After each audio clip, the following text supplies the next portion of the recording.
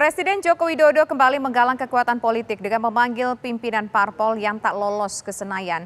Presiden Jokowi seakan ingin menunjukkan tajinya dalam periode 2 tahun kepemimpinannya ini. Lantas untuk apa sang presiden menggalang kekuatan? Presiden Joko Widodo tidak hanya mengumpulkan 7 partai politik pendukung pemerintah ke istana. Jokowi kembali memanggil petinggi 5 partai politik non-parlemen.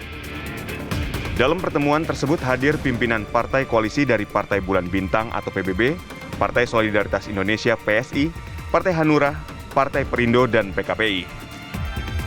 Presiden Jokowi dikabarkan membahas beberapa hal pokok, seperti penanganan pandemi, pemulihan ekonomi, dan pemindahan ibu kota.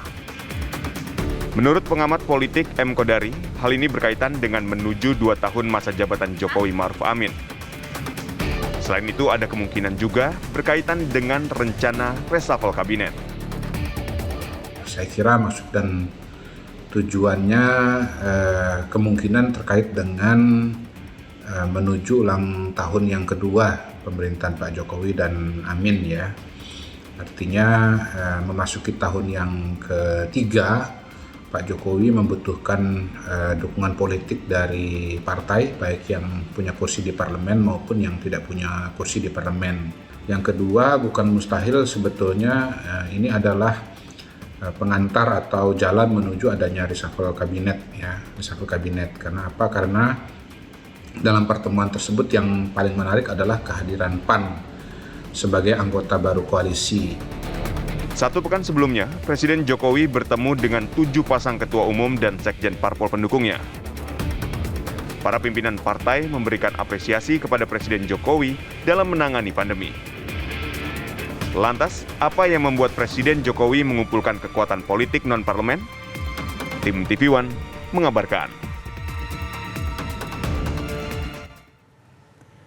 Pemirsa, dalam situasi pandemi saat ini, kestabilan politik memang disebut-sebut menjadi kunci untuk melewati masa sulit. Presiden Joko Widodo tentu ingin semua kekuatan politik ikut terlibat dan membantunya memerangi COVID-19.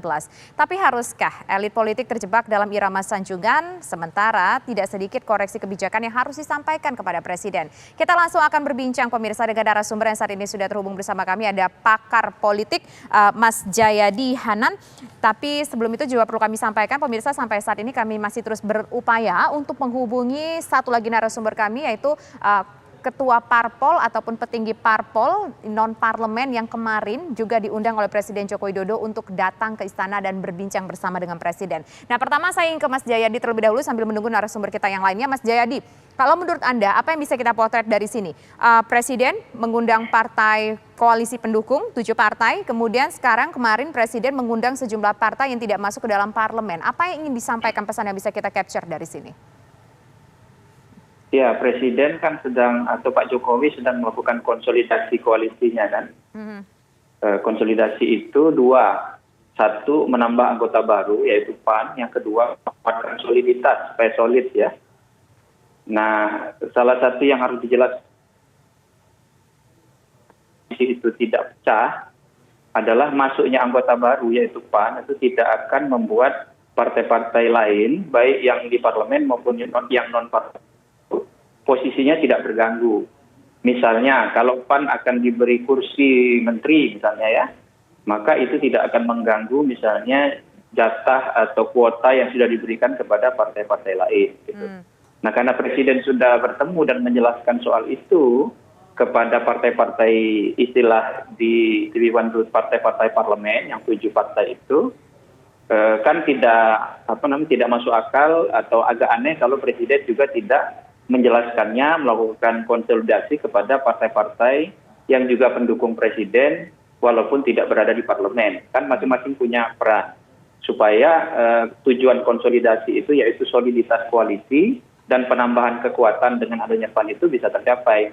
Jadi saya kira itu sesuatu yang logis, masuk akal saja mengapa partai-partai non-parlemen pun diundang. Karena bagaimanapun mereka walaupun non-parlemen, tidak punya kursi di DPR, itu mereka berkeringat mendukung Pak Jokowi kemarin di 2019 dan mungkin bisa diberi peran di luar Pak Jokowi untuk tujuan selama 3 tahun ke depan, begitu. Oke, jadi artinya bisa dikatakan bahasanya membesarkan hati para partai non-parlemen pendukung presiden, begitu ya?